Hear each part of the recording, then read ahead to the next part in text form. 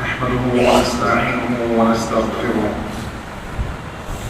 ونعوذ بالله من شرور أنفسنا ومن سيئات أعمالنا من يهده الله فلا مضل له ومن يضلل فلا هادي له وأشهد أن لا إله إلا الله وحده لا شريك له وأشهد أن محمدا عبده ورسوله أما بعد فإن خير الحديث كتاب الله وخير الهدي هدي محمد صلى الله عليه وسلم وشر الأمور محدثاتها وكل محدثة بدعة وكل بدعة ضلالة الضلالة في النار. وقال الله تبارك وتعالى في كتابه المجيد أعوذ بالله من الشيطان الرجيم بسم الله الرحمن الرحيم لقد كان لكم في رسول الله أسوة حسنة. وقال في موضع آخر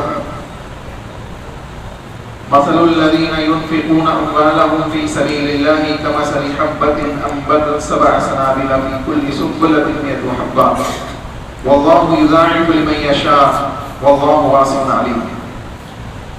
تمام قسم کی حمد و ثنا کبریائی بڑائی اس وحدہ لا شریک خالق کائنات مالک ارض و سما کے لیے لائق مذبح ہے جو تمام جہانوں کا خالق اور مالک ہے، جس کی توفیق سے اور جس کی مشیت اور مرضی سے ہم اس مہینے کے اندر داخل ہوئے اور اس کی عبادات کو ہم عمل میں لا رہے ہیں اس کی توفیق سے. وہی اللہ سبحانہ و تعالیٰ ہے، تمام جہانوں کی عبادتیں ہیں اور وہی اکیلا ان عبادتوں کا مستحق ہے. بندہ اگر اس کے لیے عبادت کرے، اسی کے لیے عبادت کرے تو وہ کامیاب اور کامیاب ہوا، اور اگر اس کے علاوہ یا اس کے ساتھ کسی دوسرے کی عبادت کرے تو دنیا و آخرت میں نقصان اٹھانے والے لوگوں میں شامل ہوا. سبحان اللہ و بحمدہ سبحان اللہ العظیم. انگنت درود و سلام ہو انبیاء کی مقدس جماعت پر، خصوصاً جناب محمد رسول اللہ صلی اللہ علیہ وسلم کی ذات گرامی پر. اللہم صلی علی محمد وعلی آل محمد کما صلیت علی ابراہیم وعلی آل ابراہیم انک حمید مجید. اللہم بارک علی محمد وعلی آل محمد کما بارکت علی ابراہیم وعلی آل ابراہیم انک حمید مجید. محترم سامعین و پردہ نشین خواتین اسلام، اللہ کے نبی جناب محمد رسول اللہ صلی اللہ علیہ وسلم نے اسلام کی 5 بنیادیں بیان کی. بنی الاسلام علی 5. اسلام 5 بنیادوں کے اوپر قائم ہے. شہادت اللہ الہ الا اللہ و انی رسول اللہ، اس بات کی گواہی دینا کہ اللہ وحدہ لا شریک ہے، اکیلا معبود برحق ہے، اور اس کے علاوہ جتنے معبودان یا معبودان باطلہ ہیں ان سب کی نفی کرنا، ان کا انکار کرنا. رسول محترم صلی اللہ علیہ وسلم کے رسالت کی گواہی دینا، آپ کو اللہ کا بندہ و رسول ماننا، وَإِقَامِ الصَّلَاةِ اور نماز کا قائم کرنا، وَإِيتَاءِ الزَّكَاةِ اور زکوٰۃ کا ادا کرنا. یہ تو تیسرا رکن ہے. یہ زکوٰۃ اسلام کی بنیادوں میں سے بھی ہے اور اللہ نے اس کو فرض بھی کیا ہے. چونکہ ہمارے معاشرے کے اندر اسی مہینے کے اندر لوگ زیادہ تر زکوٰۃ نکالتے ہیں. حالانکہ زکوٰۃ ایک ایسی عبادت ہے جو کسی مہینے کے ساتھ خاص نہیں ہے. روزہ مہینے کے ساتھ خاص ہے، حج مہینے کے ساتھ خاص ہے. تو یہ وہ عبادتیں ہیں جو مہینے کے ساتھ خاص ہیں، لیکن زکوٰۃ مہینے کے ساتھ خاص نہیں ہے.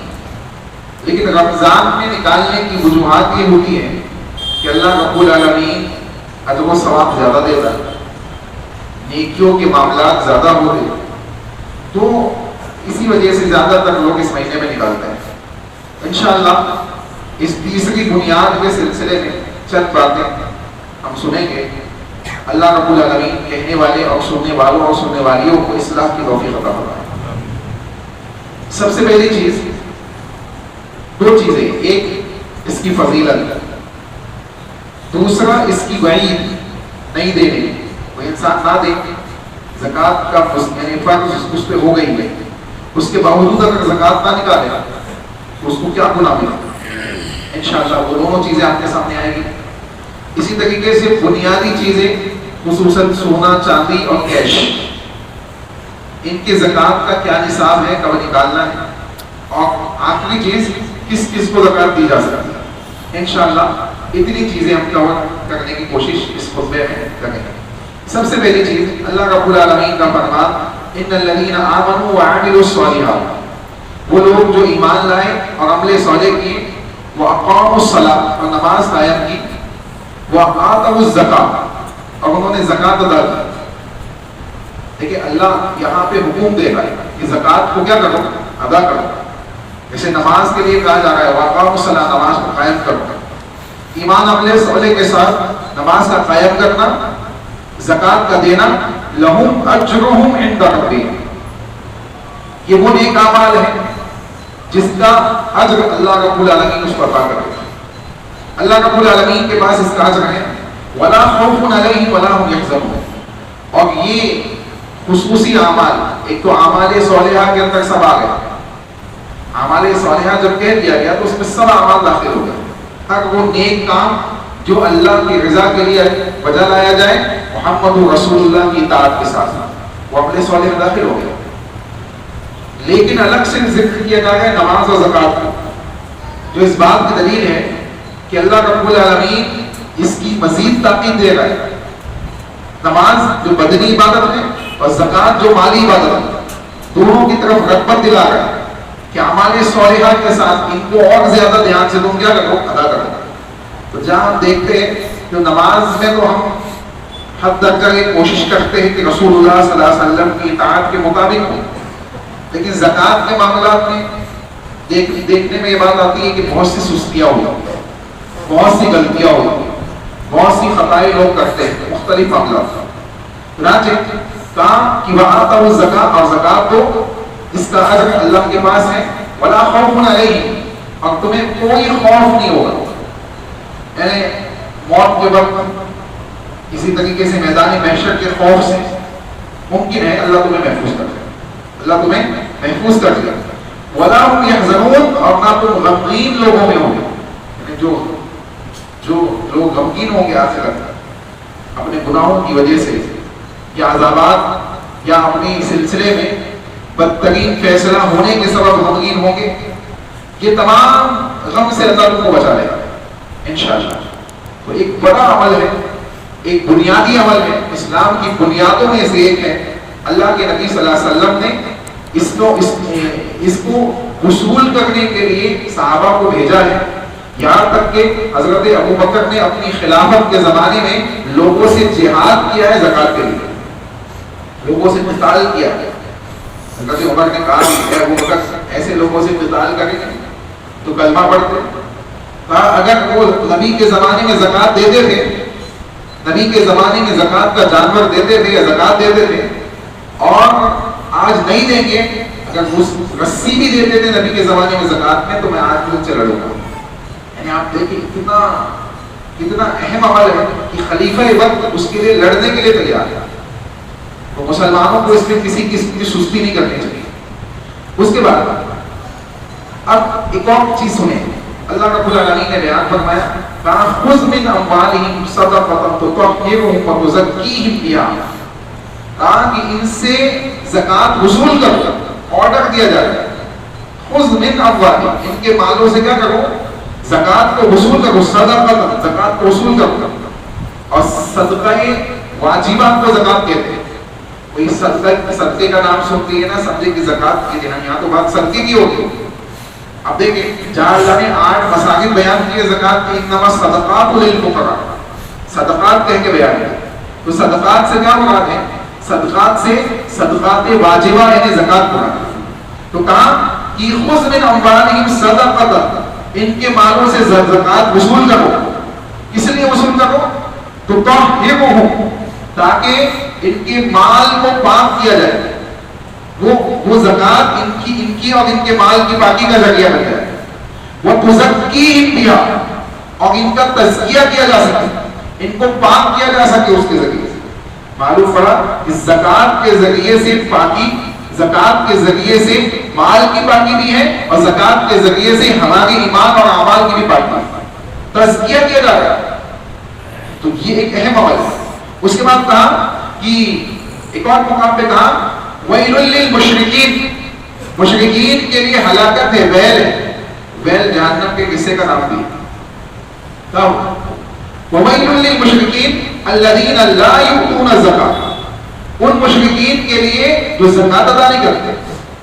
دیکھیں مشرکین تو ویسے ہی اپنے شرک کی وجہ سے جہنم میں جانے والے ہیں، لیکن یہاں زکات کا عمل لا کے اس کی اہمیت بیان کرنا مقصود ہے کہ مشرکین بھی جو جہنم میں جانے والے ہیں، جہاں اپنے شرک کی وجہ سے جائیں گے، اس میں سے ایک سبب یہ بھی ہے کہ وہ اپنے مال میں سے کچھ نکالتے نہیں، زکات صدقہ خیرات نہیں کرتے۔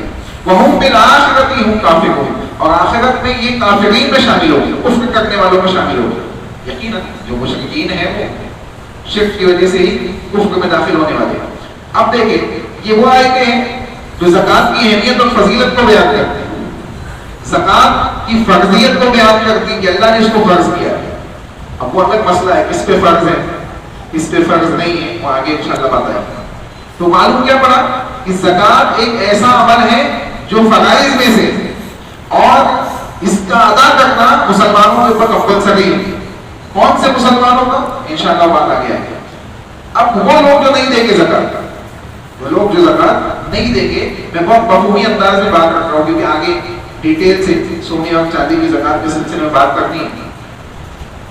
اللہ رب العالمین نے بیان فرمایا والذین یکنزون الذهب والفضة، قرآن مجید کی آیت ہے، اللہ کہہ رہا ہے والذین یکنزون الذهب والفضة ولا ينفقونها في سبيل الله فبشرهم بعذاب أليم، وہ لوگ جو خزانوں کو جمع کرتے ہیں، مال و دولت کو جمع کرتے ہیں، والذین یکنزون الذهب، سونے اور چاندی کو جمع کرتے ہیں، ذهب کہتے ہیں سونے کو، والفضہ اور چاندی کو جمع کرتے ہیں، ولا ينفقون، اور ان میں سے خرچ نہیں کرتے، انفاق نہیں کرتے، صدقہ خیرات زکات نہیں نکالتے، خصوصاً زکات، کیونکہ زکات فرض ہے، صدقہ خیرات یہ نفل چیز ہے، آپ نہیں نکالو گے تو آپ کو اس کا ثواب نہیں ملے گا لیکن گناہ بھی نہیں ملے گا۔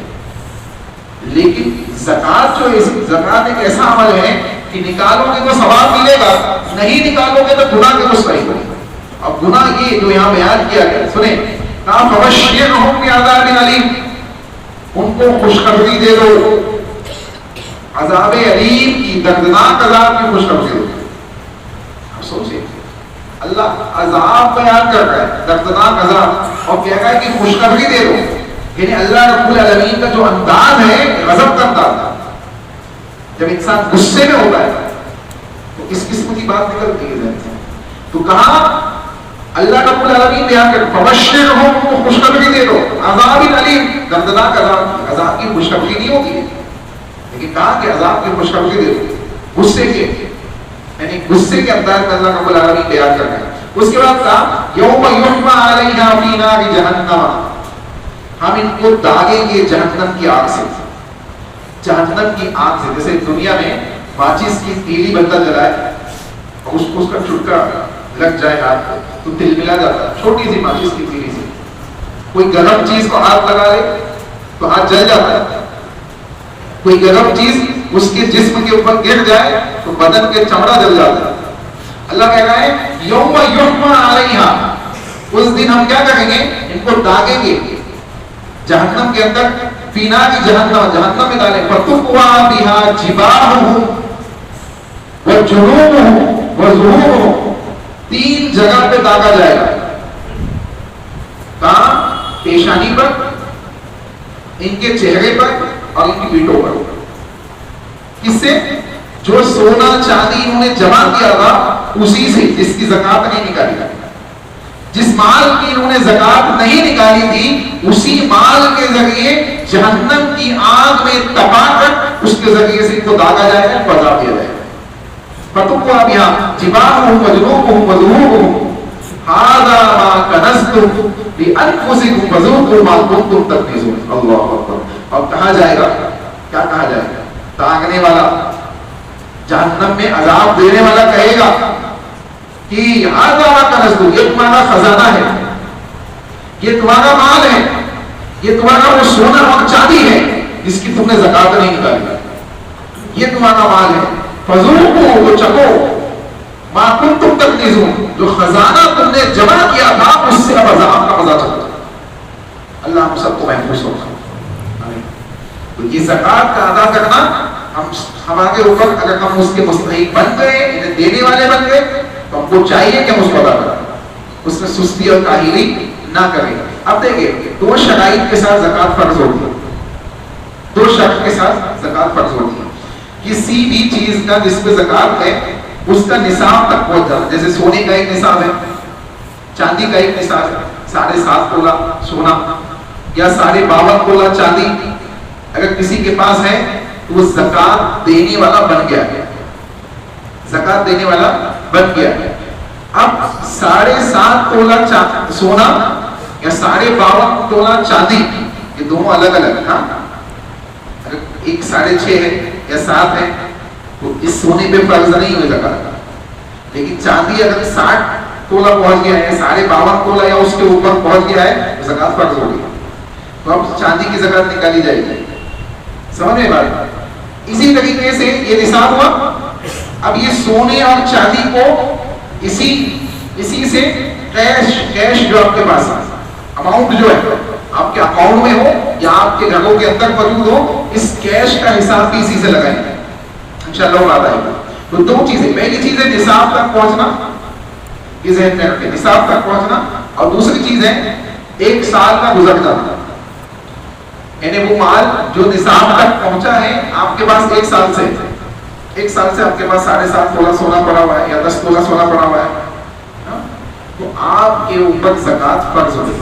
1 سال تک پڑا ہوا ہے تو اب 1 سال جیسی کمپلیٹ ہو اس پہ زکات نکال دیا. رمضان کے ساتھ خاص نہیں ہے زکات، لیکن رمضان میں ہم نکالتے ہیں نیکیوں کی وجہ سے. اسی وجہ سے ابتدا میں نے آپ کو بتایا. تو کہا عبداللہ ابن عمر رضی اللہ عنہ کہتے ہیں ان نبی صلی اللہ علیہ وسلم قال فإنهم أطاعوا لذلك فعلمهم أن الله افترض عليهم صدقة في أموالهم. اللہ کے نبی نے کہا کہ ان کو بتاؤ، حضرت معاذ ابن جبل کی حدیث ہے، لمبی حدیث ہے، اس کا ٹکڑا میں آپ کے سامنے پیش کروں. اللہ کے نبی صلی اللہ علیہ وسلم نے حضرت معاذ کو بھیجا، جاؤ یمن کی طرف لوگوں کو دعوت و تبلیغ کرو. تو نبی نے ان کو کہا کہ جب لا الہ الا اللہ مان لے اس کے اوپر قائم ہو جائے تو ان کو نماز کے بارے میں بتاؤ. جب نماز کو مان لے تو ان کو بتاؤ کہ اللہ نے تمہارے مالوں میں زکات فرض کی ہے، تمہارے مالوں میں زکات فرض کی. تؤخذ من اغنیائہم، تمہارے مالداروں سے لی جائے گی، وترد علی فقرائہم، اور تمہارے غریبوں میں اس کو کیا کیا جائے گا؟ تقسیم کیا جائے گا، بانٹا جائے گا. جو مستحقین ہیں ان میں بانٹا جائے گا، اور جو مالدار ہیں ان سے لیا جائے گا. کتنا لیا جائے گا وہ انشاءاللہ بتائے گا. تو کیا معلوم پڑا کہ زکات مالداروں کو دینا ہے اور فقیر مالداروں سے وصول کرنا ہے اور فقیروں کو دینا ہے. اب وصول کرنے والا نظام نہیں ہے، خلیفہ کے ٹائم پہ وصول کیا جاتا ہے، باضابطہ وصول کرنے والے لوگ ہوتے ہیں. اب وصول کرنے والا نظام نہیں ہے، ہم خود نکالتے ہیں. تو ہم کو چاہیے کہ امانت داری کے ساتھ ہم زکات نکالیں. کیوں؟ کیونکہ کوئی دیکھے نہ دیکھے اللہ کو دیکھے. آپ کا حساب و کتاب اللہ کے پاس تو ہے نا. آپ اگر اس میں خیانت کریں گے تو کل اللہ کے سامنے حساب دینا پڑے گا. اللہ کے نبی جناب محمد رسول اللہ صلی اللہ علیہ وسلم بیان فرماتے ہیں، عبداللہ بن عمر رضی اللہ عنہ اور حضرت عائشہ رضی اللہ عنہ دونوں حدیث کی راویہ ہیں، کہتے ہیں ان نبی صلی اللہ علیہ وسلم کان یاخذ من کل 20 دینارا فصاعدا نصف دینار. کہتے ہیں کہ 20 دینار پر رسول اللہ صلی اللہ علیہ وسلم نے، اللہ کے نبی کیا کرتے تھے، کسی کے پاس اگر 20 دینار ہے، دینار سونے کا ہوتا ہے، دینار سونے کا ہوتا ہے، کہتے ہیں کانا یاخذ من کل 20، ہر 20 دینار پر، یعنی 20 دینار سے زکات فرض ہو جائے گی، 20 دینار کے زکات فرض ہو جائے گی. کہا من کل 20 دینار فصاعدا، یا اس سے زیادہ. کسی کے پاس 20 دینار ہے یا اس سے زیادہ ہے تو اس کو کتنی زکات دینی ہے؟ 20 دینار پہ نصف دینار، نصف یعنی آدھا دینار، یعنی ایک طریقے سے آپ سمجھ لیں تقریباً 40واں حصہ، 2.5% اس کو زکات نکالنی ہے. اب اگر کسی کے پاس 40 ہو گیا تو 20 دینار پہ کتنا نکالے آپ نے؟ آدھا دینار. 40 دینار پہ 1 دینار. اب آگے بڑھتے رہیے اس طریقے سے. تو کہا کہ یہ وَمِنَ الْأَرْبَعِينَ دِينَارًا دینار، 40 دینار جب ہو جائے تو 1 دینار نکالے گا. رسول اللہ نے اس کی وضاحت، 40 دینار پہ کتنے نکالے گا؟ 1 دینار. تو اس طریقے سے فگر بڑھتا جائے گا. جیسے 100 روپے پہ 2.5 ہو گیا، 200 ہوئے تو 5، 300 ہوئے تو 400 ہوئے تو 10. اس طریقے سے فگر آگے بڑھے گا. تو کہا کہ یہ اللہ کے نبی صلی اللہ علیہ وسلم نے ہم کو اصول دیا. اب 20 دینار کی مقدار اہل علم نے بیان کی ہے 7.5 تولہ سونا. اب اس زمانے کے اندر تولے کے اندر اور آج کے تولے کے اندر ڈفرنس ہوتا ہے، تھوڑا سا فرق ہوتا تھا. انشاءاللہ بات آگے آگے. پہلے چاندی کے مسئلے کو سن لیں، اس کے بعد آپ اس تولے کو بھی سمجھتے ہیں. چاندی کے سلسلے میں اللہ کے نبی صلی اللہ علیہ وسلم نے بیان کیا وقال ليس فيما دون 5 عواقب من الورق صدقہ. چاندی کے اندر اللہ کے نبی نے کہا جب 5 اونٹیاں چاندی ہو جائے، کسی کے پاس 5 اونٹیاں چاندی ہے یا اس سے زیادہ ہے تو اس کے اوپر زکات فرض ہو گئی. اب 5 اونٹیاں کا کیا مطلب ہوا؟ 52.5 تولہ چاندی آج کے وزن کے حساب سے. تو ہم ایک نارمل فگر یعنی 52 تولہ 52.5 تولہ یہ چاندی کا وزن ہو گیا. 7.5 سونے کا وزن ہو گیا تولہ. 7.5 گرام نہیں، تولہ. ایک تولے میں 10 گرام ہوتے ہیں ابھی کے حساب سے. تو کہا کہ اس طریقے سے آپ کو کیا کرنا ہے؟ سونے اور چاندی کا حساب لگانا ہے. یہ صحیح بخاری کی حدیث ہے. اب دیکھیں یہ ایک خاکہ ہو گیا سونے کا، ایک خاکہ ہو گیا چاندی کا. سونے کو چاندی سے مکس نہیں کرنا ہے، چاندی کو سونے سے مکس نہیں کرنا ہے. دونوں کو الگ الگ کرنا ہے، دونوں کو الگ الگ کرنا ہے. اب آپ کے پاس کیش بھی ہے، کیش کا بھی حساب لگانا ہے کیونکہ کیش کا نصاب آپ کو الگ سے نہیں ملے گا. کیوں؟ کیونکہ اس زمانے میں سونے اور چاندی کے سکے چلتے تھے. اب مسلمان جو پاور میں تھے اس کی وجہ یہی تھی کہ وہ سونے اور چاندی کے مالک تھے. آج مسلمان کس کا مالک ہے؟ بنگلے کا، گاڑیوں کا، موبائل کا، جس کی دوسرے دن کوئی ویلیو نہیں ہوگی. شو روم سے نکال کے لائیے، اگلے دن بیچ بھی آدھی قیمت میں بکے گی. اور سونا اور چاندی اوپر جاتا ہے، بڑھتا ہے. آپ دیکھیں پوری دنیا پہ یہودی کنٹرول کر رہا ہے. وجہ کیا ہے؟ 90% سے زیادہ سونا ان کے انڈر میں ہے. تقریباً 95% سونے پہ وہ قابض ہے. پوری دنیا پہ کنٹرول کر رہا ہے. کہتے ہیں ہم سے تم کو تیل لینا ہے تو ڈالر میں لینا پڑے گا. کوئی چیز لینی ہے تو کس میں لینا ہے؟ ڈالر میں لینا ہے. ہم آپ کی کرنسی ایکسپٹ نہیں کریں گے. ویلیو ہی نہیں ہے آپ کی کرنسی کی. ان کے پاس کوئی ویلیو نہیں ہے. یہاں تک کہ اگر آپ ورلڈ وار ہوئی نا پہلے فرسٹ اینڈ سیکنڈ جو ہوئی اس کی ہسٹری آپ پڑھیے تو آپ کو پتا چلے گا کہ جب ورلڈ وار اسٹارٹ ہوئی تو لوگوں نے کرنسی کو جلا کر ناشتہ بنایا. کوئی اس سے کچھ دینے کو تیار نہیں تھا. پیپر کرنسی کی کوئی ویلیو نہیں ہوتی. تو سونے اور چاندی کے اوپر زکات اسلام نے لگائے اس لیے کہ اس کی ویلیو ہوگی. اس کی ویلیوز ہے. اب کرنسی اس زمانے میں نہیں پائی جاتی تھی. یہ کیش کاغذ والی کرنسی نہیں ہوتی تھی, نہ ڈیجیٹل کرنسی ہوتی تھی. تو حساب کرنسی کا کس سے لگائیں گے؟ سونے اور چاندی سے. اب سونے اور چاندی میں سے کس سے لگائیں گے؟ تو جو سستا ہے اس سے لگائیں گے. دونوں میں سے جو سستا ہے اس سے لگائیں گے. کیوں؟ کیونکہ اگر مہنگے سے لگائی جائے تو بہت سے لوگ زکات سے نکل جائیں گے. 7.5 تولہ مہنگا ہے, بہت سے لوگوں کے پاس نہیں ہوگا. لیکن 52.5 تولے چاندی کا کیش بہت سے لوگوں کے پاس ہوگا. سمجھ آ گئی بات؟ تو جو سستا ہے اس کو اس کا کیش کے اوپر نصاب لگایا جائے. تو چاندی سستی ہے تو بہتر یہی, حالانکہ دونوں میں سے کوئی بھی آپ چوز کر سکتے, لیکن بہتر کیا ہے؟ چاندی سے, تاکہ زکات دینے والے بنے. ہم زکات دینے والا بنے. الید العلیٰ خیر من ید السفلیٰ. رسول اللہ کی حدیث ہے اوپر والا ہاتھ, دینے والا ہاتھ نیچے والے ہاتھ سے کیا ہے؟ بہتر. تو ہم کیا کریں؟ دینے والا بننے کی کوشش کریں.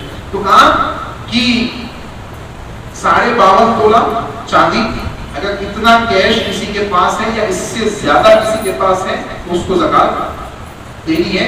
اگر اس پہ 1 سال گزر چکا ہے, آج کل میں آیا تو زکات فرض نہیں ہوئی, آج آیا تو اگلے سال یعنی 1 سال بعد اس پہ زکات فرض ہوگی. بڑی رحمت ہے. ورنہ آج آیا آج ہی نکالو, ایسا نہیں ہے. ایسا نہیں ہے. تو کہاں 1 سال کی مدت اگر اس پہ گزر چکی ہے تو زکات دے.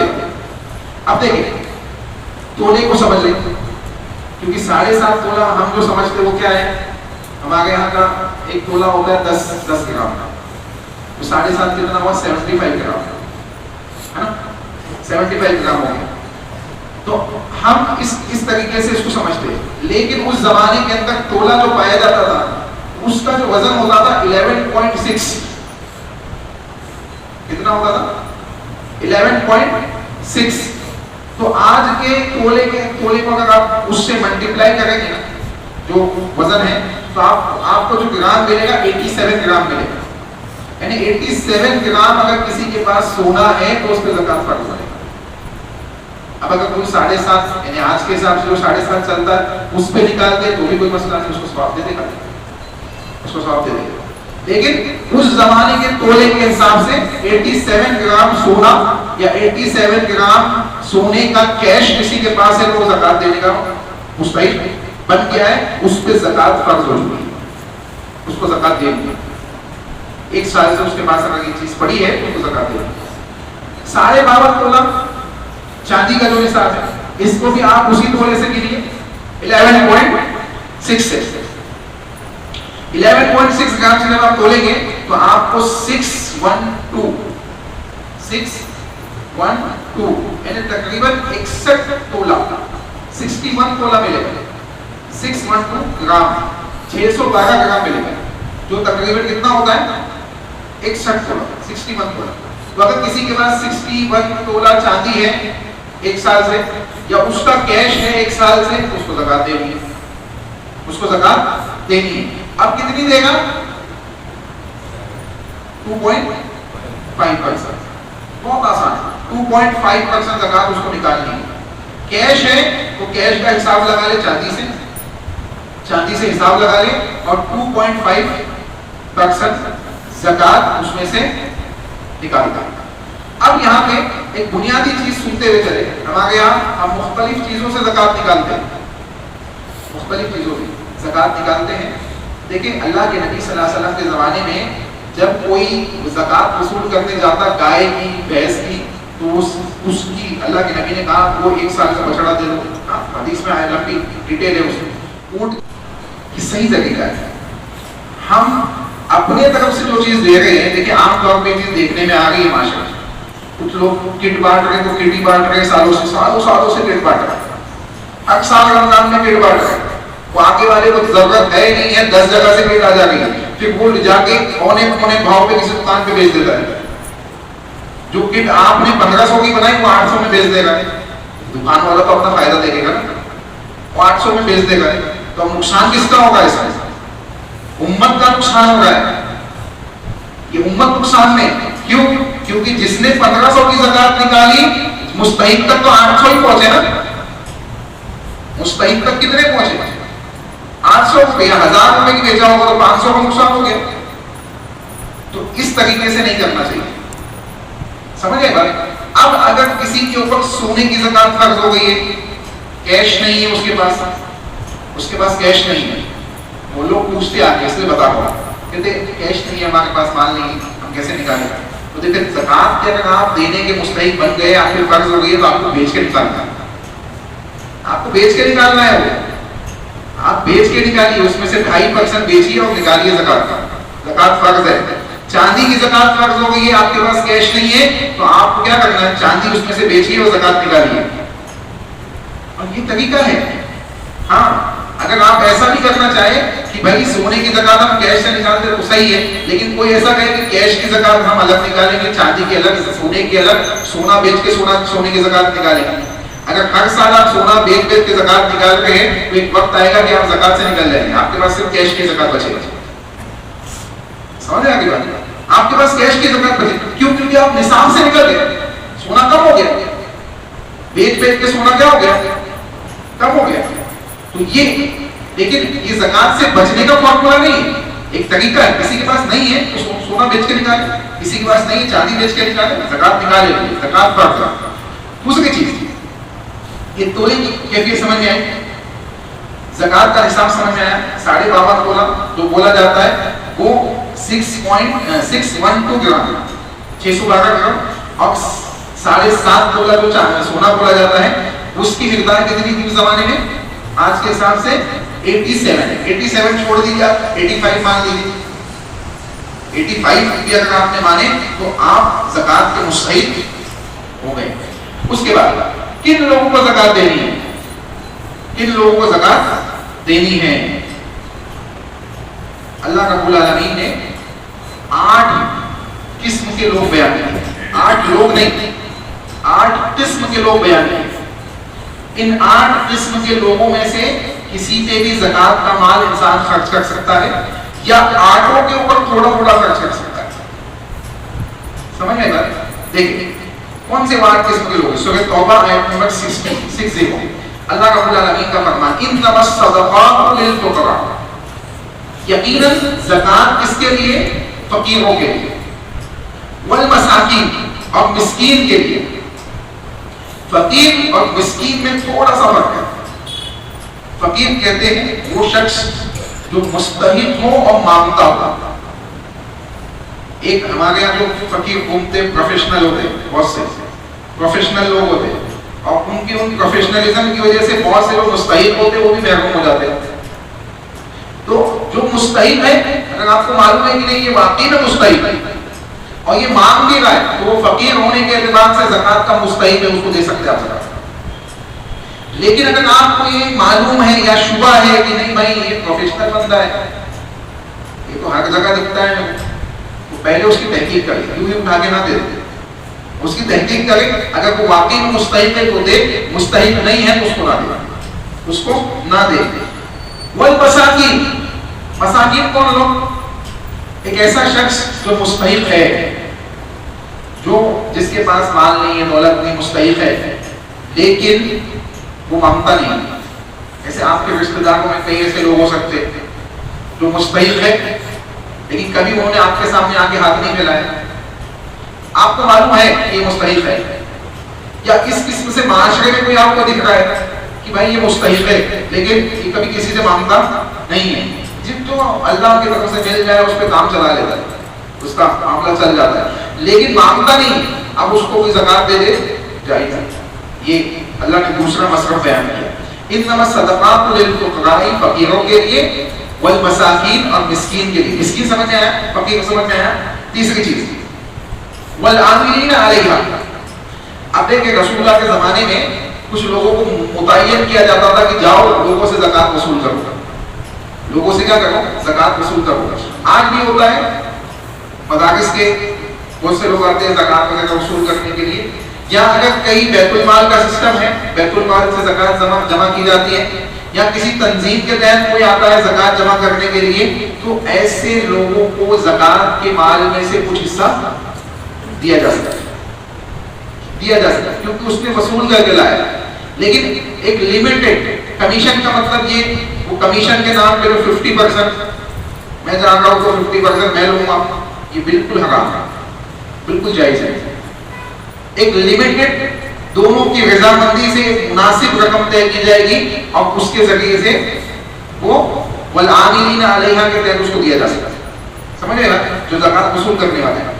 چوتھا والمعلقۃ قلوبہم، ایسا شخص جس کا دل اسلام کی طرف مائل ہو۔ آپ کو ایسا لگتا ہے یا کوئی ایسا شخص ہے جو بدعت میں مبتلا ہے، شرک میں مبتلا ہے، یا کفر میں مبتلا ہے، آپ کو لگتا ہے کہ اگر اس پہ زکات دی جائے، اس کو مالی مدد کی جائے تو یہ آئے گا، نزدیک آئے گا، یعنی گمراہی سے نکل کے ہدایت پہ آئے گا، یہ امید ہے، تو اس کے اوپر بھی زکات دی جا سکتی ہے، اس کو زکات دی جا سکتی ہے۔ نہیں، ہاں اگر اس کی ہیلپ کی جائے تو پاسبل ہے کہ یہ نیت یہ نہ ہو کہ میں مال دے رہا ہوں تو ایمان قبول کر، یہ تو جائز ہی نہیں نا، کیونکہ لا اکراہ فی الدین، دین میں زبردستی نہیں ہے۔ جیسے عیسائی حضرات کرتے، بستی کی بستی پیسہ دے دے کے ایمان عیسائی بنا لیتے، تو ایسا نہیں کرنا ہے۔ ہم کس نیت سے دے گئے کہ بھائی اس کی ہیلپ کرنی ہے، لیکن ہو سکتا ہے یہ ہیلپ کرنے کی وجہ سے، یہ زکات کا مال اس کو دینے کی وجہ سے اسلام کے نزدیک آ جائے، یا کوئی دشمن ہے اسلام کا، اس کو اس انداز سے دیا جائے کہ بھائی اس کی دشمنی میں کیا ہو جائے، کم ہو جائے، معاملہ ختم ہو، دشمنی ختم کر گئی، تو ایسی جگہوں پہ والمعلقۃ قلوبہم کے تحت زکات دی جا سکتی ہے۔ وفی الرقاب، اور غلام آزاد کرنے کے لیے زکات کا مال استعمال کرنا۔ اب آج غلام کا سسٹم نہیں ہے، غلاموں کا سسٹم رسول اللہ کے زمانے میں تھا، آج نہیں ہے۔ اگر مسلمان بچے جو جیلوں میں بند ہیں، بے گناہ بچے، جو مسلمان بچے جو بے گناہ ہیں، کرمنلز نہیں، جو بے گناہ بچے ہیں، جن کو یوں ہی اٹھا کے کسی نہ کسی کیس میں بنا کر ان کو جیل میں ڈال دیا گیا، تو وفی الرقاب کے تحت ان کو غلام بنا دیا گیا، ان کو جیلوں میں ڈال دیا گیا، تو ان کے اوپر ان کو چھڑانے کے لیے زکات کا مال یوز کیا جا سکتا ہے۔ اہل علم نے اس میں بیان کیا ہے۔ کہاں؟ وفی الرقاب۔ کتنے ہو گئے؟ 5 چیزیں ہو گئی ہے نا۔ چھٹی والغارمین، اور چھٹی چیز ہے قرض دار۔ کوئی مسلمان آپ کو دکھا قرض میں ڈوبا ہوا ہے، قرضے میں ڈوبا ہوا ہے، اگر وہ بڑی بلڈنگ والا بھی ہے اس کو بھی دے سکتے ہیں، ہاں، کیونکہ بلڈنگ ہی بڑی دکھ رہی ہے نا، حقیقت میں تو کچھ نہیں ہے اس کے پاس، ایسا ہوتا ہے۔ ہاں، یا فقیر ہے قرض میں ڈوبا ہوا ہے، تو اس طرف میں ایک بات ذہن میں رکھے کہ ہم مال دیں گے، اس کو نہیں کہیں گے کہ تو قرض ادا کر، اب وہ کیا کرنا چاہتا ہے اس کی مرضی، اس کی مرضی۔ اس کے بعد وفی سبیل اللہ، اور اللہ کی راہ میں، اللہ کے راستے میں، یعنی اللہ کے دین کی سربلندی کے لیے جو کام ہوتے ہیں ان میں زکات کا مال دینا۔ جیسے دینی تعلیم میں مدارس میں بچے پڑھتے، اب مدارس کے اوپر بہت سے لوگ آج اختلاف کرنے لگے، بہت سے لوگوں نے مختلف انداز سے اعتراضات کیے مدارس کے۔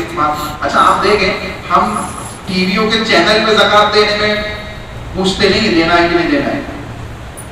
ٹی وی چینل چلتے ہیں، اسلامک چینل کے نام سے بہت سے چینل چلتے ہیں، وہ بھی ایڈورٹائزمنٹ چلاتے کہ ہم کو زکات دو، ہم کو زکات دو، ہم کو زکات دو۔ وہاں ہم کیوں نہیں پوچھتے ان کو دینا چاہیے کہ نہیں دینا چاہیے؟ اب مدارس میں جہاں یتیم بچے پڑھ گئے، غریب مسکین بچے پڑھ گئے، جہاں اسلام کی یعنی اللہ کے کام کی بنیادوں کو رکھا جا رہا ہے، وہاں دینے میں کیا حرج ہے؟ لیکن وہ مال جو ہے زکات کا مدارس والوں کو چاہیے تو بچوں پہ خرچ کرے، بچوں پہ خرچ کرے، یہ زیادہ بہتر ہے۔ بعض لوگوں نے جو منع کیا اس کی وجہ یہ ہے کہ وہ بلڈنگوں پہ ادھر ادھر سب جگہ لگا لیتے اور بچوں کے اوپر ویسا خرچ نہیں ہوتا، اس لیے۔ اس کے بعد وفی سبیل اللہ وابن السبیل، 8ویں قسم، کوئی مسافر انسان ہے، مسافر ہے، اس کا بٹوا چوری ہو گیا، اس کے پاس کچھ نہیں ہے، اب اس کی ہیلپ کرنے کے لیے آپ زکات کے مال سے دے سکتے ہیں، اگرچہ وہ اپنے علاقے میں خوب مالدار کیوں نہ ہو، اس کے پاس خوب پیسہ کیوں نہ ہو، ابھی کیا ہے حکم کس پہ لگے گا؟ ابھی پہ، ابھی مسافر ہے، ابھی کو ہم یہ اس کو سمجھ سکتے ہیں کہ ابھی تو ڈیجیٹل والا معاملہ ہے، وہاں سے کسی کے اکاؤنٹ میں پیسے منگا کے نکلوا کے اپنا کام کرا لے گا، لیکن اس زمانے کے اندر ایک سسٹم نہیں تھا نا، تو جب مسافر ہوتا تھا کسی جگہ پہ اگر اس طریقے سے لوٹ لیا جائے، اس کا مال غصب کر لیا جائے، چھین لیا جائے، چوری کر لی جائے، ڈاکہ ڈال دیا جائے، تو اب اس کی مدد کس سے کی جائے؟ اللہ نے کہا کہ زکات کے مال سے اس کی مدد کر سکتے ہو، وہ زکات دے سکتا ہے، اس وقت اس کے لیے زکات جائز ہے۔ اس وقت اگر وہ مالدار ہے تو اپنے علاقے میں جا کے وہ زکات کا استعمال نہیں کریں گے، لیکن اس وقت اس کے لیے جائز ہے، وہ سفر میں استعمال کر لے، اس کو کوئی مسئلہ نہیں، جائز ہے اس کے لیے۔ تو یہ 8 جگہ ہیں، یہ 8 قسم کے لوگ ہیں جن کے اوپر زکات کا مال دیا جا سکتا ہے۔ سونے چاندی کیش کی زکات 2.5% آپ کو نکالنی ہے، اور یہ 8 جگہوں پہ آپ کو زکات خرچ کرنی ہے۔ یہ چند باتیں جو زکات کے ٹاپک سے آپ کے سامنے رکھی گئی، اللہ سے دعا ہے کہ اللہ صحیح معنوں میں ہمیں ان باتوں کو سمجھنے کی توفیق عطا فرمائے، اور اللہ اس کے رسول کی اطاعت کے ساتھ اپنی زندگیوں کی اصلاح کرنے کی توفیق عطا فرمائے۔ اے اللہ، جو ہم سے خطا ہوئی ہے، جو ہم سے غلطیاں ہوئی ہے، جو ہم سے گناہ ہوئے ہیں، تنہائیوں میں ہو یا مجمع عام میں ہو، ہم نے جو بھی خطائیں کی ہیں، اے اللہ یہ رمضان کا 5 مہینہ ہمارے سامنے سے گزر رہا ہے، اے اللہ اس میں ہم کو کثرت سے توبہ و استغفار کرنے کی توفیق عطا فرما، کثرت سے تیری رضا کو چاہنے کی توفیق عطا فرما، تجھے خوش اور تجھے راضی کرنے کے لیے جد و جہد اور محنت کرنے کی توفیق عطا فرما، کتاب اللہ سے جڑ کر، احادیث رسول سے جڑ کر، منہج صحابہ سے جڑ کر اپنی زندگیوں کو گزارنے کی توفیق عطا فرما۔ اس مہینے کا جو اصل مقصد ہے تقویٰ، وہ اپنی زندگی کے اندر لانے کی توفیق عطا فرما۔ اے اللہ ہمارے رزق حلال کے اندر خیر و برکت عطا فرما، رزق حلال کی کنجیوں کو ہمارے لیے کھول دے، رزق حلال کے معاملات کو ہمارے لیے آسان فرما دے۔ اے اللہ فتنوں سے، معاشروں کے شر اور فساد سے ہم کو محفوظ فرما دے۔ اے اللہ یہ رمضان کے مہینے کو اور اس کے بعد آنے والی زندگیوں کو امن و امان کے ساتھ گزارنے کی توفیق عطا فرما۔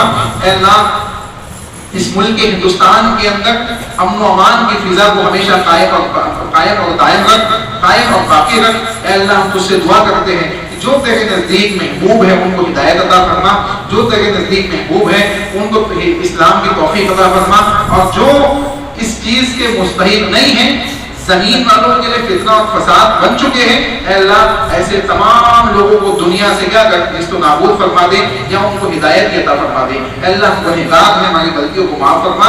اے اللہ جو ٹوٹی پھوٹے انداز سے ہم عبادتیں کر رہے ہیں روزے کی حالت میں یا روزے کی حالت کے علاوہ رات کے موقع پر یا دوسرے مہینوں کے اندر جو عبادتیں ہم نے کی ہیں یا آگے ہم کریں گے، اللہ ان سب عبادتوں کو قبول فرما دے۔ اے اللہ ہمارے گناہوں کو معاف فرما دے۔ اے اللہ جو موجود ہیں ان کو اصلاح کی توفیق عطا فرما، جو جا چکے ان کی مغفرت فرما دے، ان کی قبروں کو جنت کا باغ بنا دے، ان کے لیے جنت کے بستروں کو بچھا دے، ان کے لیے جنت کی کھڑکیوں کو کھول دے۔ اے اللہ عذاب قبر سے ان کو محفوظ فرما لے۔ اے اللہ کل میدان محشر میں جب لوگ نفسی کے عالم میں ڈوبے ہوئے ہوں گے، اے اللہ ہم تجھ سے دعا کرتے ہیں تو عرش کے نیچے ہم کو جگہ عطا فرما دے، بنا حساب و کتاب جنت میں جانے والے لوگوں میں شامل فرما دے، حوض کوثر سے جام عطا فرما دے۔ اے اللہ تیرے نبی جناب محمد رسول اللہ صلی اللہ علیہ وسلم کی شفاعت کبریٰ کے اندر ہم کو شامل فرما دے، اور اے اللہ صحیح معنوں میں روزے کے، نماز کے، اسلام کے، اللہ کے، اس کے رسول کے اور تمام معاشرے کے لوگوں کے حقوق ادا کرنے کی توفیق عطا فرما دے۔ آمین۔ ربنا تقبل منا انك انت السميع العليم وتب علينا انك انت التواب الرحيم برحمتك يا ارحم الراحمين۔